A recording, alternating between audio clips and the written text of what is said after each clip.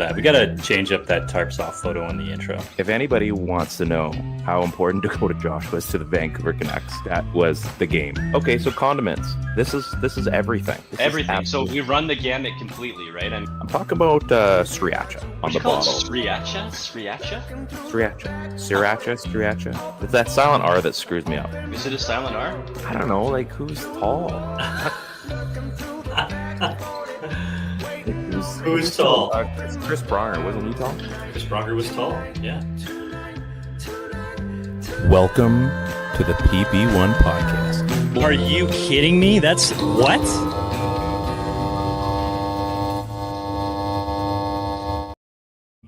Seven.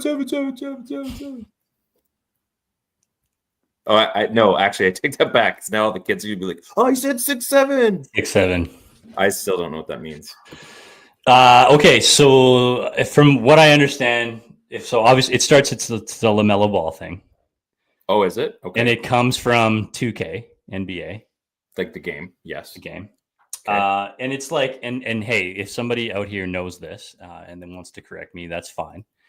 But it's when a large forward, a big forward, yeah, who's like, he's 6'10". He's 6'10", but he moves around like he's 6'7". Yeah. And that's where it came from, 6'7". So somebody like big guy makes a move, nice skill, 6'7". Okay. Again, I don't even know why you're questioning it. Like you're confused. Like every other saying that this whole generation has come out with isn't confusing. True. Ryan, they don't even know what they're talking about. You ask one of your kids what skibbity means. It means good. It means bad. It just means whatever. I don't say skibbity. I heard the word cap. Now this is no cap. We were on the drive home and they were talking about her hair, like that it was. She's like, "Who does your highlight?" She's like, "No, it's natural." She's like, "You're capping." No cap. On your cap. And she's like, "No, you're capping." She's like, "No." And I'm like, you don't you're capping. What's going on? And then the response would have been if it is natural and she was called out on capping, and the response would have been on God.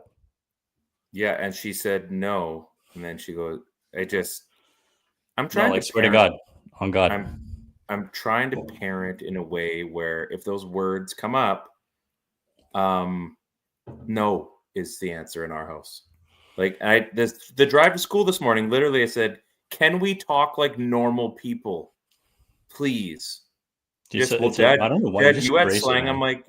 I said, "Listen, we had some words, but we didn't like sell out on them."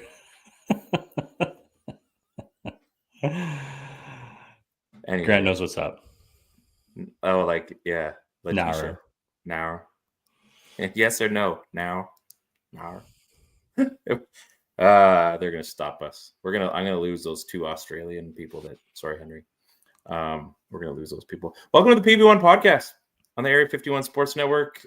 I am Ryan, aka JT Miller, and we've got Ted, UCLA training camp vibes.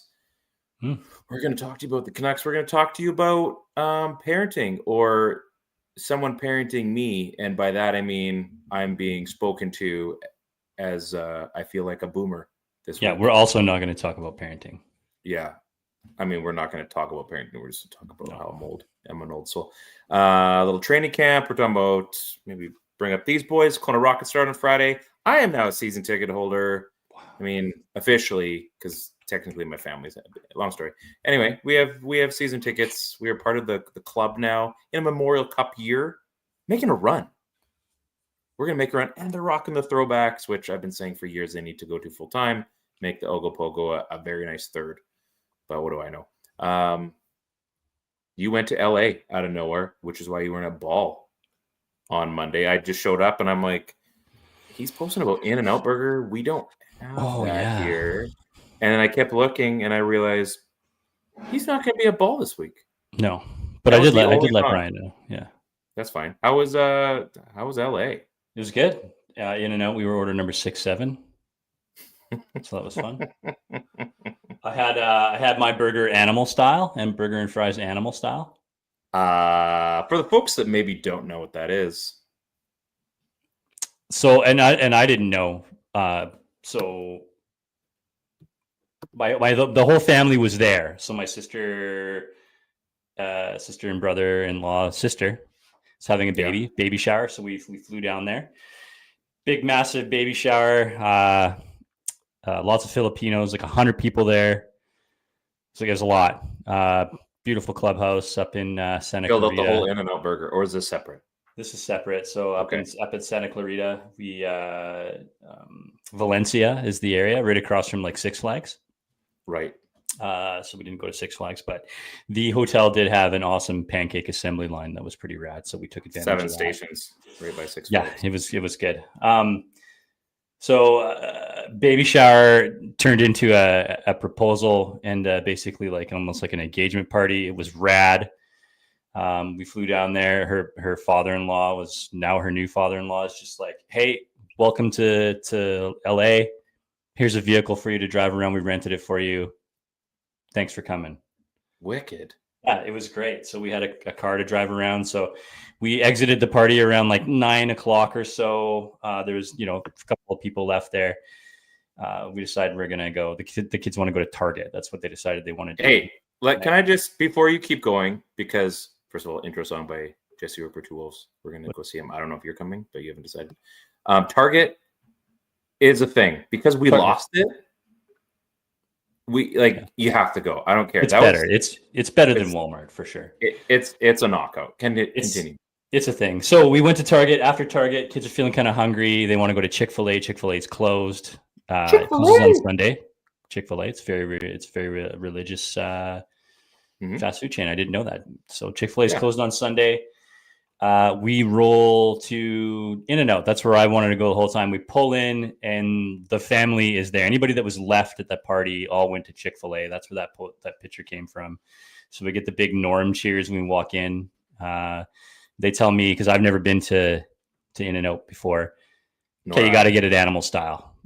Okay, so no questions asked. We go up, order animal style. We're order number 6-7. The whole restaurant yells 6-7 when we get our order. That was pretty hilarious. And animal style. So I didn't know this. These guys in the States, they love Thousand Island, which is pretty ironic because Thousand Island's the birthplace of Thousand Island is Canada. Yeah, interesting. So yeah. So it's Thousand Island with like processed cheddar, like Kraft Singles cheddar, melted over fries. And then you get the same thing on the burger with fried onions as well. There's only like 2 things you can order: a single cheese, you can order a double with cheese, or you can order a single or a double without cheese. And if you get it animal style, they add onions and fried onions and Thousand Island. So it was dope. It was really good. If I'm being honest, really good. Triple O's is better. Yeah, we're spoiled though. Triple O's is better. So that's like you're kind of. I feel like you're comparing 2 different things though. Like maybe, but I mean, if you're getting a car hop with Triple O sauce, and cheese, I just like Triple O's is kind of like it's like the fancy takeout, so you can't really compare. Yeah, this place was a vibe though. There was like 30 cars in drive-through, and it was wrapped all the way around the parking lot, and there was like In-N-Out employees running food back and forth to cars, taking their order from their windows. Just absolutely cool packed when you walked in there. There had to be security, and I was like, what is going on with this place? It's so busy. And the security guard was like, it's not even busy right now. It's a slow night tonight. There was like 15 people on staff just slinging burgers, man. It was crazy. It's a thing. It's a vibe. It's a thing. I remember our Jersey City trip when we did LA. We went to the Pantry, not like the Pantry you and I know, but there's a place called the Pantry. It's this diner all 24 hours. And they hadn't closed their doors, and I'm not sure where it's. I'd have to Google it now, but they hadn't closed their doors at that point in like 100 years.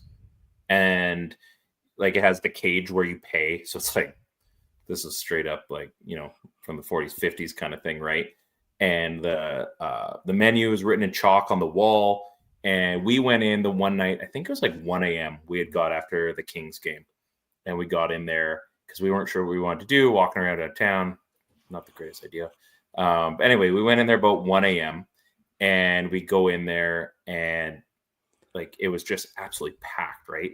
And so we're just kind of getting to know people, talking, and we talked to the security guard guy, super nice, because we're trying to figure out, we need to know where the bathroom was at one point. And we're just chatting, and got a picture with him on the way out. And he's like, yeah, he goes, if you guys would have been in here last night this time, he's like, you wouldn't have got in for 2 hours. Like, what? He's like, yeah, it's always busy. So like in and out, I feel like there's some of these places that are always busy, and like it's the aura, the reputation kind of just overtakes whatever it actually is. Yeah. Like, is it actually like, is it kind of what everybody's saying? Like, oh, you got to go, like, what would you compare it to? Like what, or can you? I think it's like triple O's. I like, really same do. idea. Same it's obviously a way smaller menu, but if you just took triple O's and you were like, all you can get is a double. Isn't that like Five Guys?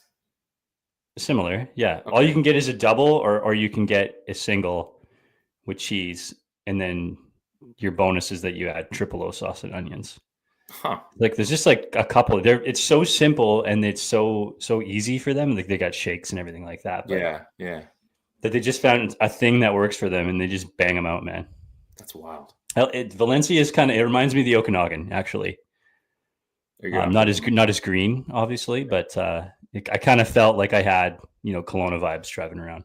It's like triple with the chaos of McDonald's near a highway on a long. Wow. Yeah, like that. It's like a McDonald's near a highway that's set up after a baseball tournament, and everybody gets out at the same time. Except the difference in there is that everybody is hanging out, and it seems almost like a party. Really? Yeah. Like the whole the restaurant yelled 6-7 when we got our order. Like everybody was on the same page, even though nobody was hanging out with anybody other than our table that had like 25 people at it. No kidding. Or whatever. Yeah. Cool stuff. So while you were hanging out in LA, Bat Sniffers were getting it done on the field. We could have used you. Probably would have been a little bit of an easier win than it was. We were down for a little while, but we took it back and we made it happen. It's going to bother you in the outfield, though. I mean, you probably just going to work quietly and get your job done. Turns out myself bothered me. So I decided, it took 2 seasons, and I finally laid out for a diving catch in the first inning. Just ticked off my glove. I needed another half step. And I was kind of mad at myself because I felt like I should have made that catch. But I did dive. And because of that, I'm actually paying for it in multiple parts of my body, because apparently I'm not in my 30s anymore. So hammy acted up right before bed that night. My calves have been as tight as drums today. This was 2 days ago, by the way. Back's a little bit stiff, but not like crazy stiff. And but we won. I almost decapitated the girl at third base. The girl that wears the orange Hawaiian shirt. I don't know what my exit velocity on it was, but that was major league stuff. And this time I went and touched first base, and then I went to say if she was okay, because I made that mistake last time. So didn't want us to lose. It's playoffs. So long story short, we were playing for yet another T-shirt on Monday.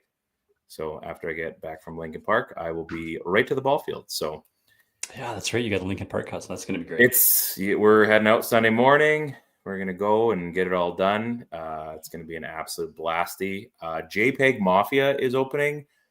Not exactly who I would like my kids to be listening to open. It's like I don't know. It's like Kanye meets, I don't know. It's some pretty deep stuff. Okay, I'll have to check them out. Yeah, I mean, got a good beat, I'm not gonna lie. I mean, I guess you could always just download Spotify and okay. So before, I promise the rest of this can be Canucks, but we got to get to this. This is our show. Oh, look at this. So they just announced live at Abbey Center with Econoline Crush and Big Wreck. I could go see that.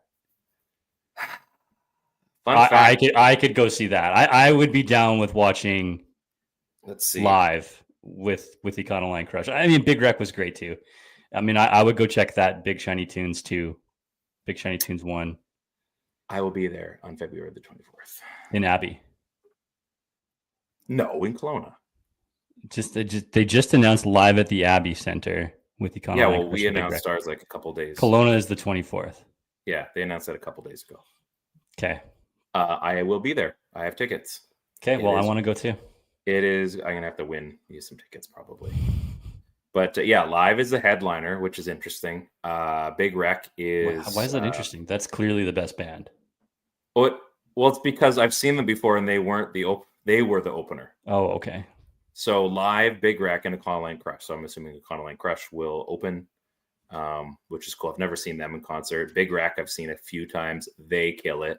Hopefully they get some Thornley stuff in there. There's no Thornley? Who doesn't have the original singer anymore? Grant's chiming in. Must be Econoline Crush. Must be. Which sucks. Can't be. You don't you dare say Big Wreck, because I know it's him, because they just came with Albatross. Oh, Live doesn't have the original singer anymore? So no, that's not true. That is the band. Oh boy. That is the band. Grant, don't go there, man. Don't go there. Anyway, it's gonna be a sick concert. Yeah, I saw Nickelback live in Big Wreck, so it's kind of a different version of a concert that I've seen and loved the first time. So as a grown-up, I can enjoy it more from the back. So it's going to be an absolute great concert, and yes, people should go see it, because why wouldn't you? I can't believe that. That's not right. That can't be right. But I mean, Grant's never wrong. So Ed Kowalczyk. Yeah. That's the singer. Really? Yeah. As of when? 20. Looks like he's 20. The Gracious and the Few, The Turn, 2009 to 2015. What am I missing here? So who's like that? Returns. He's and the Taylor's band. Firing in 2016. Yeah. So yeah, I don't know, Grant. It's possibly you might be wrong here. I'm looking at the timeline here of the singers, because I don't know if you guys ever see these. There's a timeline that shows what band members were in what band, and it looks like Kowalczyk left in 2009 to 2015, came back in 2017, is now currently with the band. But it also says Chad Taylor, Patrick Dahlheimer, and Chad Gracie are no longer with the band. Yeah, he's the singer again. So the previous drummer, lead guitarist, and bassist aren't with the band anymore. It says 2023 to 2025 is Kowalczyk, so maybe he has a new band. It doesn't even matter. You're right. He's the band. He's the guy. Like it just that's anyway. So speaking of Spotify, yes, I'm going to that concert. It's gonna be great. So I'm going to a golf tournament tomorrow, and I didn't want to have to buy all the songs that I've been hearing lately. So I'm like, maybe I need to subscribe to the idea of Spotify. And Ted is my music. If it's not me, it's Ted. Ted is my. I've been talking about Spotify for 9 years, 10 years. A solid decade. Ted is my music guy. So I will have stuff, but he is my other music guy. So, anyway, I called him. I said, "Hey, I feel like a boomer right now because I'm about to ask you something. How does Spotify work? Can I add any song? Can I just have it, streaming?" And Ted begins to tell me that it's so funny that you finally are about to subscribe to something that is no longer free. So we've come full circle, basically, because I pay for all these songs, and it's only fitting that by the time I want to go to something free, I'm gonna have to continue paying for something. So so far so good. I've got a pretty decent playlist. It's like that time that Brady found out that that was the best. When you buy Amazon Prime, you also get TV and music. What? It was, what? Like, bless his heart. That was a great moment because he was so genuinely. Oh, it was so great. Yeah, one of my favorite memories. Dude, that was the thing. Like Prime, the service came first. The TV and music was second. Really? Yeah. Now I wonder if it's the other way around. Now I think it's probably the other way around. Now. Yeah, it's like, also you get next day shipping. Oh, okay, that kind of works. What a world. What a world. So anyway, I am now working on a Spotify list for golf tomorrow. It's not as exciting when you get to the end part, but yeah, apparently I am a boomer when it comes to technology things that everyone else is subscribed to. I'm a 6'7", you guys. I'm a cap. I don't know what that means. Stop. I'm done with all those things. So let's talk about the Canucks. We're not going to get to training camp yet because we're going to talk about the Canucks. Yeah, we're going to talk about training facilities. So the Utah Mammoth, a team that has just relocated to Utah from Phoenix, Arizona, Glendale. They have a brand new 150,000 square foot practice facility, absolutely decked out with their new logo. Folks, it took longer for them to come up with a logo and name for the new team than it did to get a practice facility. And the Canucks just got double booked by the Burnaby Winter Club 2 days ago. So they can't practice. So that's why they're probably in Penticton for training camp. Like, these are real things. Yeah. The team in Utah, that's right. The Utah Mammoth have a brand new practice facility, and the Canucks are still figuring out ways to practice that aren't competing with local universities or 8 rinks or the Langley Event Center or, like, come on. Your owner's got millions of dollars. What is it? Is it the owners? Is it the city? Is it like what is it? I think ultimately it's the owner.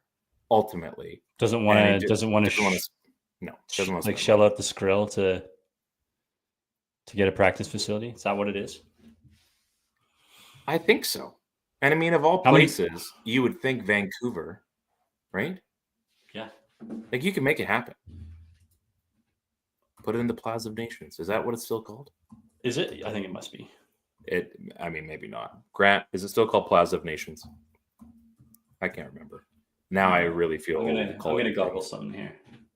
Like, how do the Canucks not have? And this has been talked about, ad nauseum with every other show, podcast, whatever. But really, you're a professional organization. Technically, it's like in brackets. It's like the whatever center. Yeah, okay. So as of latest reports, one NHL team still does not have a dedicated practice facility of their own, and that team is the Vancouver Canucks. How is that possible? So a Plaza of Nations logo still in the building. It's probably just like peeling off the building, though. Probably. It's dedicated mostly to historical infrastructure decisions. Real estate and cost in Vancouver, the use of alternate facilities, and ownership priorities. It's lame sauce. It's stupid. Like, get it done. Like, some of the worst teams in the league have a better thing going on. No, not some of. Every team in the league except for the Vancouver Canucks. Literally every team. I mean, geez, you almost joked the Kelowna Rockets have a better situation going. Yeah. Almost. Where do they go? I mean, go CNC. It's not called that anymore, but you know what I mean. Elementary Center. Yeah. Yeah. It's sad. It is sad in a time when you remember when they, and we probably had this conversation when they redid the dressing room. Remember, and they did the gym facility and like the nutrition bar and all that when they had that big revamp. Yeah. Like, that was such a big deal. It's pretty cutting edge, yeah. And now it's just like, yeah, everybody does that. Like, that's it. And it's just, I mean, it's great they still have it, but everybody does it practice facilities, everybody does that. Not everybody. No, we don't practice. Maybe they need Allen Iverson to go and do like a sales pitch or something. Oh, practice? Okay, we should do that. Wouldn't that be great? So, but yes, let's get to the real stuff. It is training camp. I know this because Chris Faber is posting stuff. We are going to over-exaggerate, and I'm using both those words even though I know they're both the same thing. We're going to exaggerate goaltending battles. We are going to talk forever about how Thatcher Demko and Kevin Lankinen need to have split reps. We're going to get into the stupidest stuff. We're going to talk about, I think so. Do you think we're going to talk about goaltending battles? We're not, but the people are going to do it. I don't know. I feel like that everyone, including Lankinen and Demko, know that they need each other to succeed, right? Yeah, but they need to fill at least a Thursday of something to talk about. Okay. Just saying. No more Shilofs. No more Artie Party. So yeah, that was fun. That was fun for a minute. Yeah, it was very Kevin Lankinen-esque. No, it was very Eddie Lack-esque. That's true. Yeah, that was fun while it lasted.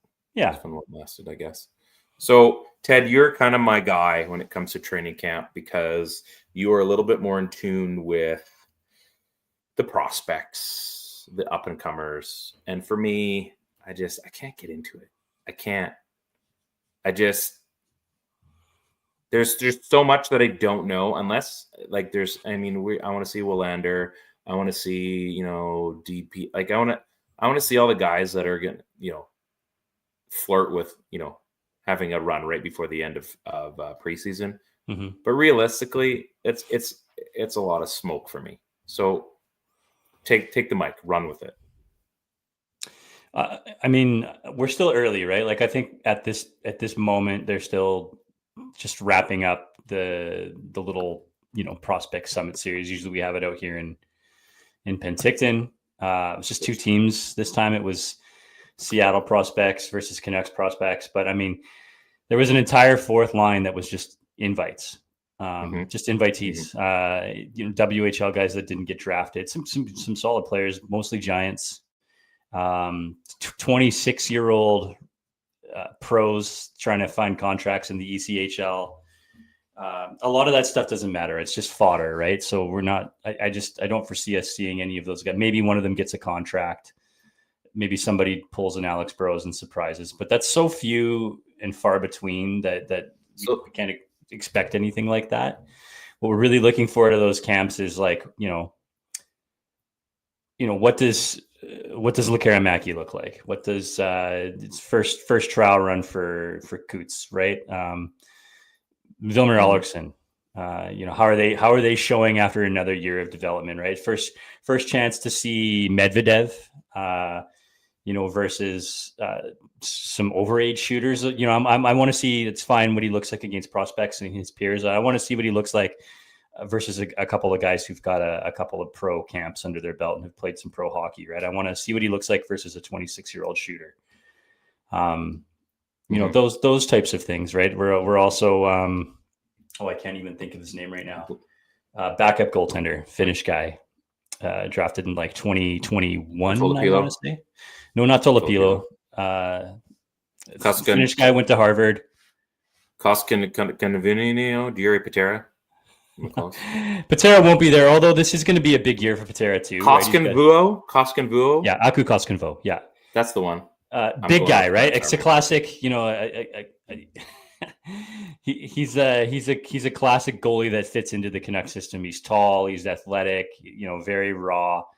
We'll be excited to see what they do with that guy. He's going to be looking for starts. He's probably going to go down to the ECHL. He's going to go that same route that the guys played last year. And we're looking for how they're doing. We're looking for how DPD looks, right? I think for the guys like that, like Lankin, like not like Lankinen, sorry, like for Lekaramäki and for Alriksson and for DPD. And Willander, we're not looking like we want them to go out there and dominate these tournaments, and oftentimes it doesn't happen like that because it's so non-structured, right? We're just this is just like a little bit of runway to get their feet wet. So I'll be excited to see what those guys can do when they start to get into a camp and they start to put some systems in place, and we get to see them amongst their peers. Everybody's talking like Villander's going to have a big camp, but I think it's going to be. Those guys are going to have a bit of an awakening, right? Lekaramäki didn't just walk in here and look good right off the bat. I think the only guy that's really done that, in my opinion, over the last couple of years has been DPD. And that's a guy I think is going to fight for a spot this year. So I guess another question that is going to come up. So there's obviously everybody's hoping Pettersson just blows up and gets back to being the guy that we remember. Everyone's going to be talking about Quinn Hughes, and we can leave Quinn Hughes alone. He's just going to be a superstar as soon as he shows up. Evander Kane's going to be a thing. I think everybody's going to be to see that. Probably analyze. What should we watch out for, though? Like be weary of? Should we be kind of precautious, like overreacting on if Pettersson has a really good camp, or if Höglander has a really, really good camp? you know when you just overreact to, the things that clearly, like, it's a controlled setting, right? Like, nobody's out there to get hurt. Nobody's out there to be showboating. Like you said, they're trying to get some structure going. What would you say would be the thing that people are probably going to overreact the most to? I'll go back to Villander on this, right? I think that it's possible that he has a really tough camp. I mean, he's coming from college hockey. Yeah, he gets to play against men, right? But what could happen is that we see him show up at camp and he looks good. He doesn't look out of place. He looks like a guy that can log NHL minutes. But what also could happen is that he just gets owned. He looks bad. It's a rude awakening, and he might have to go down to the farm and season a little bit. And I would caution people from freaking out about that. That's not a bad thing if that happens, that he needs to spend time down there. This guy is a quality prospect, a high-end physical tool player, hyper aggressive. I don't think there's a ton of offense to his game, and I don't think there has to be either. But it's possible that he's going to have to go down there and iron out quotes. And I think a lot of people are expecting him to come in and challenge for a spot right away, and that very well could happen. But like, just don't be surprised if it doesn't, right? I mean, it's okay. Don't freak out if you see Victor Mancini having a really good camp and he pushes for a spot. This is a guy who has a ton of pro experience, is also right-handed. He's a big body. He skates well. And he's got a couple of years of pro experience in there. He's played NHL games pro already. Right? So if he looks better than Willander, like, don't worry about that. The floor might be higher with Mancini, but the ceiling's going to be higher with Willander. And we talked about this already in football stuff, right? I mean, this happens. So no freaking out about stuff like that. Don't get too beat up about it. If you go to camp and you watch Kevin Lankinen and he's looking freaking unreal and Demko looks slow to get off the ground, it's preseason. We're just trying to get our feet wet. We're just trying to get our legs under us a little bit. And as long as we're dialed in by the start of the season with those guys, then that's all that really matters, right? So I would just be cautious about being too high or too low on people. If somebody's just setting the world on fire, lower your expectations a little bit. If somebody looks like they're absolutely down in the dumps and they stink, just like give it some time and don't worry so much about it. So PPDO, preseason PDO. PTO? It's a hell of a drug. PDO. PDO. I don't know what you're talking about. PDO is hell of a drug. Right? It's like PDO, like you don't get too high, don't get too low. Everything's going to even itself out. Okay, not yeah. PTO, not part-time. No. Or pro tryout, sorry. Pro tryout. Grant's asking you through a question. Yeah. Who is going to be the first guy on waivers after the season has started for the Canucks? Well, I guess. Oh boy. I mean, my knowledge of the team of who can clear waivers is probably the first question. That's going to dictate on who they can. I'm just going to look here. Talk amongst yourselves. Yeah, I think. I mean, there's a bunch of guys that are going to be available to go on waivers. And Grant, if you know these, like stats guy over there, pull them up and send them over for sure. But I think guys that are going to be in jeopardy of having to clear waivers this year include Baines. He's got a new contract. Carlson is going to be a big one. Ratu is going to be a big one. Nils Aman is a guy that's going to be in this team is in dire need of center help. Aman's a funny one, right? Because I think that's a really good guy that can play fourth line minutes. And the reason I'm spending a little bit of time on Nils Aman is because I think it lends itself to this question a little bit. Who's the guy that's going to get exposed to waivers? And I think Nils Aman is going to be one of those guys that gets exposed. And it's too bad because I think he is an ideal player to fill that fourth line spot. He skates well. He's super responsible defensively.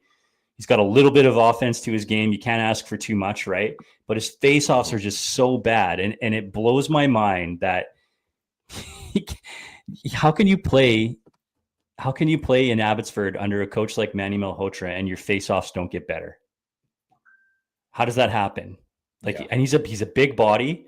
So I think that he's a guy that they'll look to expose, because I think of those 4 players that I just named, he's the least likely to get claimed. And I think that Baines is a guy that could get claimed. I think he does enough. He needs to start putting up some points, obviously, but I think he does enough that other teams know about. He's done it at every level. He was really good for Abby in the playoffs last year. He obviously stirs the drink down there.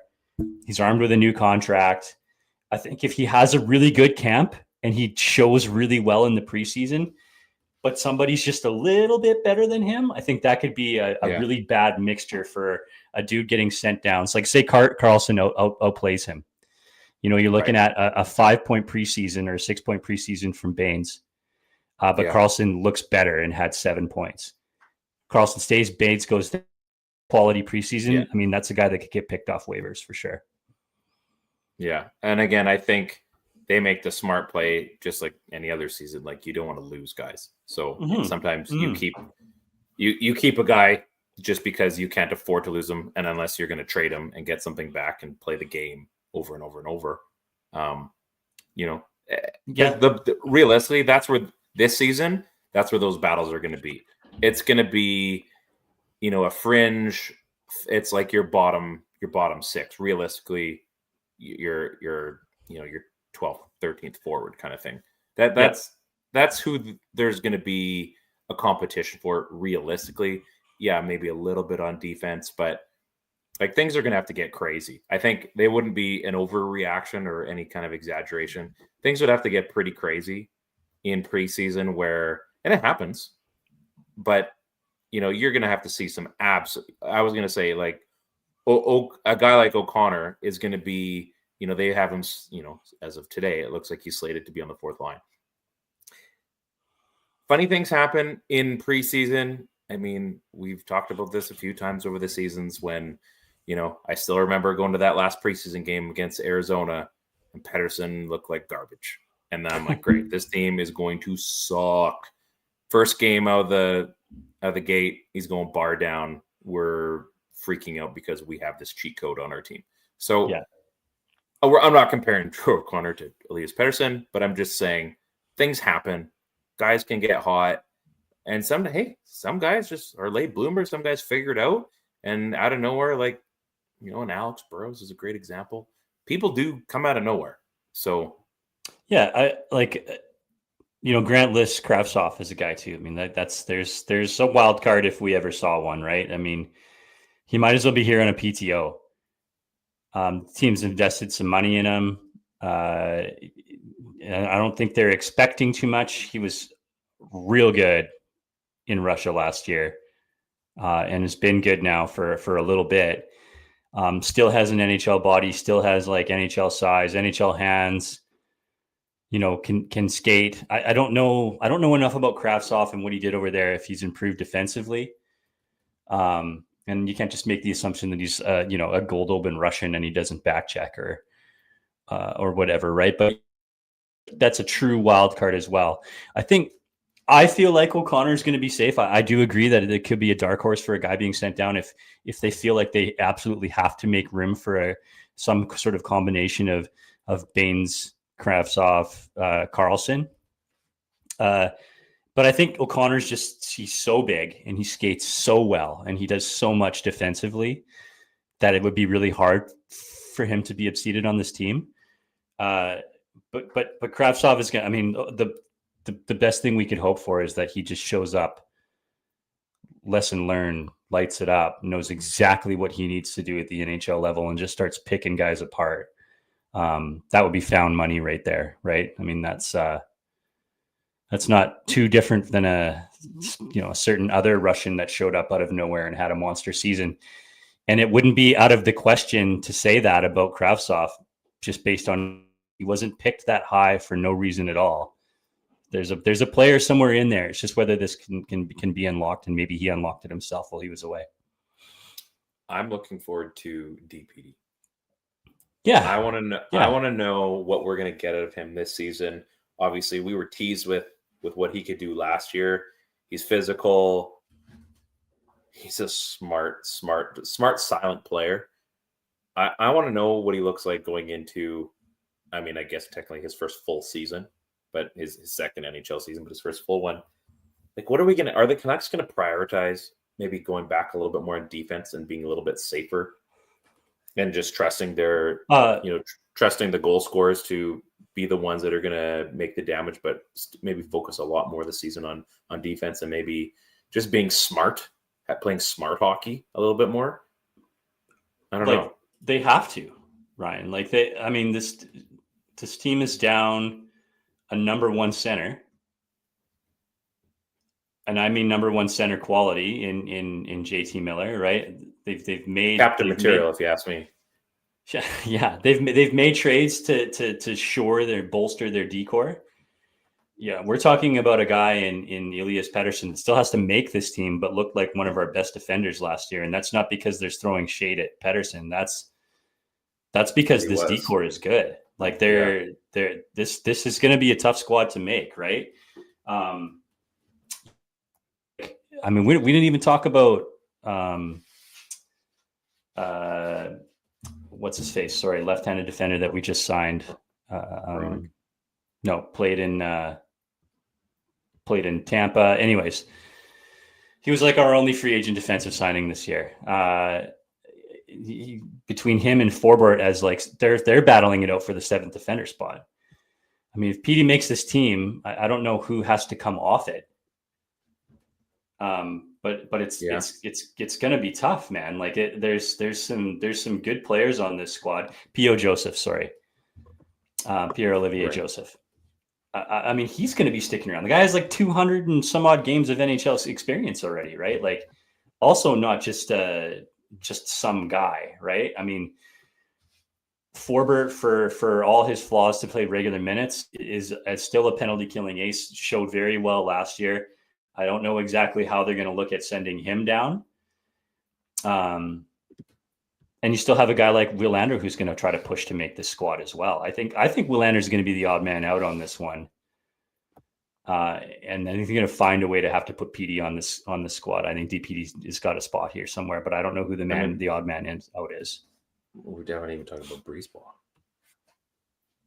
Oh, well, no, that's. There's a lot. This team is very deep defensively, and I think you can't hate that, right? So yeah, to answer your question, they're absolutely going to have to dial it down and just play really good defensive hockey and lean on the fact that they're looking at a first pairing of Hughes and Hronek that's going to stick around. We know that system works. You got a couple of giants out there in Pettersson and Myers. Yep. And then you have who's going to fall into that other spot, right? Is it going to be Forbort? Is it going to be Pettersson? Is it going to be Joseph? Is it going to be, list goes on and on, right? This is a good squad, and I think they're going to have to find a way to get ice time for all these guys. Okay. So final thing, and we'll have some fun at the end here. Evander Kane, we've kind of left.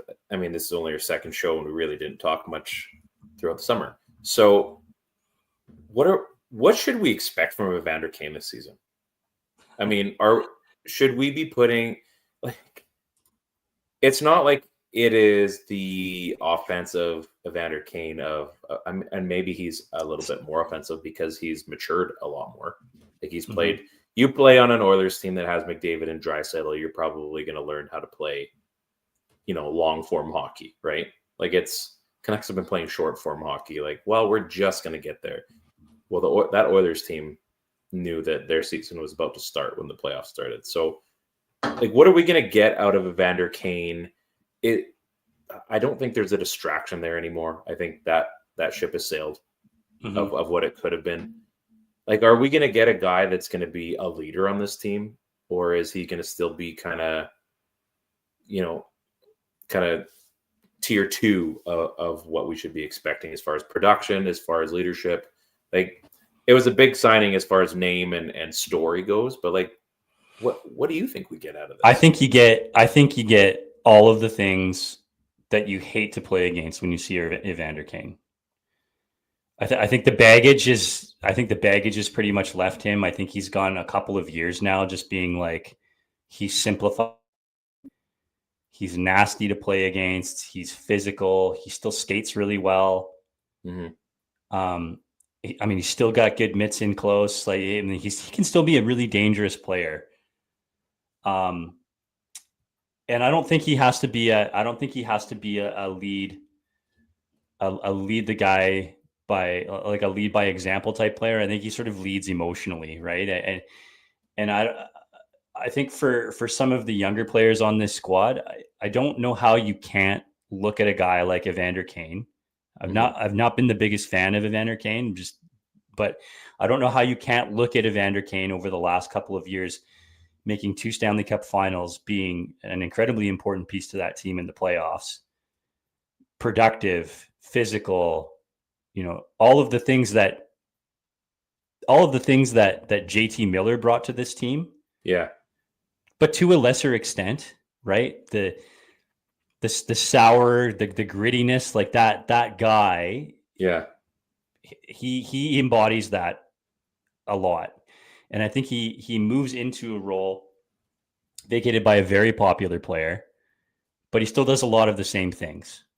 And I think that that guys are going to feed off of that wealth of experience that he does have, because he does have a switch that he can turn on.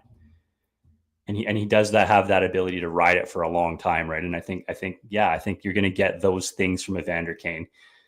And I think you're right. I think the drama that's followed him around it's gone now. And now he's simplified his game. He's simplified the person. He's become more of an A to B Northwest player, right? And I think that's served him really well because of what he does physically. And I don't think that's going to change with Vancouver. And I think he continues to be like an important piece, an important player for this squad too. I'm just looking. He's 34. Yeah. But I mean, that again, some of these guys have been, this is kind of like a fine wine, right? Where it starts to mature a little bit. So, I mean, he had, 6-6 throughout the playoffs last year on a very good. Some important goals too, right? I mean, he was in the mix constantly. For anybody that watched that team, he was living in the shit, just like Miller did, right? Yeah. I mean, I'm not saying they're the same players, but emotionally, the way they play the game is very similar. And this team needs that. This team needs that without it being JT Miller. I'm just seeing if there's how do I get back to 24-25? How does it? I'm trying to find the regular season stuff. I just wanted to kind of have a look at what his regular season looks like from last year. He missed the entire season last year, right? Oh, that's right. That's why. He missed the entire season and he still came in and had a good year, right? But if you're going back a little bit, like his first year in Edmonton, 22 goals. Next year, played 41 games, had 28 points. The year after that, 44 and 77. Like he does exactly what you need him to do. I don't foresee him. I think he's going to be spending time on Pettersson's wing. But I don't think we've solved that conundrum yet about who plays with Pettersson. But the good thing about Kane is that he's able to fit in anywhere between the first and second line and third line. Really, the guy can kind of play it anytime, any way you want it. I don't think that he's gonna. We're not looking at 56-point Evander Kane that's popping 30 in San Jose anymore. Yeah. But he's still got enough jam that he can get you 20 and 20 and probably walk away with between 80 and 100 penalty minutes. I think I was going to say he's going to probably have the penalty minutes thing figured out, which I think. Yeah, he shoots a lot, right? I'm going back to 2023, 2025. Get 220 shots on net. He's got here with 200 plus shots. Guy's a shooter. And we need that. When you combine him with Jake DeBrusk, who also shoots. Yeah. Yeah. Good things happen. I think it's going to be a season where, hopefully Pettersson does lead by example, but I want to see more shots. I don't want to be bashing. I don't want to be bashing the glass. I don't want to be smashing my TV, yelling at it to shoot. I want to see, I guess maybe we could finish on this even. like, do you think the Canucks? Do you think they have an opportunity to be like a top 5 power play team this year? I don't know. I think that's so on the shots thing. I mean, we thought Jake DeBrusk was a shooter. Every time you come in, you shoot the puck, right? He's got significantly more shots than DeBrusk in the last like 5 years. Right. So he shoots more than DeBrusk does. So yeah, I think that it's possible that Kane finds his way onto the power play. You could probably see an improvement season again from DeBrusk. He had 28 goals. But they're any team that has Elias Pettersson peak Elias Pettersson playing on it and Quinn Hughes operating the power play has a chance to be a top 5 power play. I would be foolish to say otherwise. I don't know exactly how they get there. It depends on what system they run. I don't know what they're planning on doing for coaching. I'm not sure how they're planning to set it up. How they're going to open up Quinn to be the facilitator. Yeah. Other than just the wheel and deal stuff. But if peak Petey is on and he goes and pots himself 30 points on the power play, and you're looking at Quinn doing a similar thing, then yeah, this could be a top 5 power play. I don't care who else is out there. If you have a good bounce back here from Brock Besser, he goes out and gets you 10 to 12 power play goals or something like that. Yeah. There's enough pieces out here to do it. Yeah, it probably won't matter if those 2 guys are going. Everybody else is just, that's all bonus. That's all gravy. Yeah. It's all gravy. I'm going to be gone for the start of, I guess training camp, technically all of it. So are you going to see any of this? Any preseason games? Any training camp, any preseason? Are you going to be down there at all? I mean, we'll see, right? It's always kind of hit and miss. The goal is to always try to get down there and see something. Yeah, but I think we're going to try. Yeah, I'm going to be missed because training camp starts tomorrow, I think, right? Officially. So, yeah. And then that goes till Sunday? Probably finish it off with like an inter squad. And then you've got like the junior guys. Or is that already happened? Yeah, no, that's coming up. So what do you I don't know what you mean. Don't they have don't they still have the little tournament, or is that gone? Oh, that's where they just were. They were in right. For that. That's right. Yeah. Sorry. So they've got training camp, finish up with a decent inter squad, and then it's preseason next week. So I'm gonna miss all the banter. I guess I'll be in Vancouver to hear some of it, but all the people that are talking will be over here. So go figure. So yeah. Which also means I can't go golfing with any of them. That kind of sucks. But I'm okay with that. I mean, this is our last show before we're actually talking about stuff that's happened in some form of a game. Mm-hmm. So this is it. This is the end. I mean, we'll have a regular season Rockets game to talk about real hockey. Tej, I think, is still, obviously I think he's at Utah's camp, but he's not going to make the team. I mean, who knows? Well, coming off that injury, I can't imagine he can give it full force. So realistically, I think it's in their best interest to keep him down for one more season, go win a Mem Cup, and then go to the pros. So I don't know. We basically run the gamut of what we can go for this week. I don't have like any, I got to prep for like a chat GPT thing for Canucks GPT for next week. I was thinking about who was the one I was thinking about? Like leading not a pirate ship, but like captaining like a ship or something, like we went into battle. Like a schooner or something like that. I had like a really yacht race. Like, what if we had rugby sevens? I think was another one. That's true. Yeah. So we got to think of one for next week because we need the sillies back. So we did talk about me learning Spotify for the first time. Yes, congratulations. I think you did in and out. We managed to fit in a few 6-7s, which is just a weird thing. The wrestling one was an all-timer. I mean, you could we could literally just pull that script up and read it again. I think it would be just as good. I mean, that was pretty epic. And I think because we were hanging on like every enter key, right? Like, what is it going to say if this happens?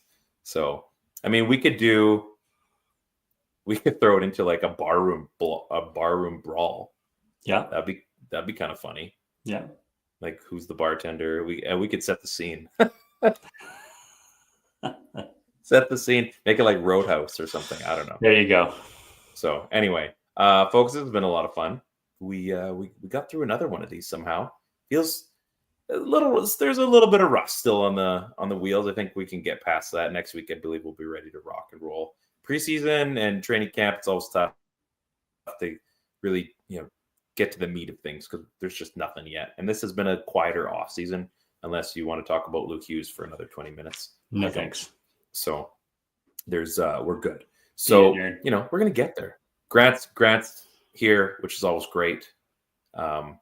He's spewing false news about live. That's fine. Yeah, I can just throw a stat out there and he quickly looks it up because we're in the middle of convo and then we have it. Yeah, this is where we're at. So anyway, it's gonna be a good season. I'm feeling it. I did reach out to a few of our former guests to get this thing going. We're gonna be guest heavy again. It's gonna be good. But until then, enjoy training camp. Enjoy all of the exaggerations that we call the Canucks season and all the previews. Like I said, this is the PP1 Podcast on the Area 51 Sports Network. On behalf of Training Camp Vibes, I'm JT Miller. Peace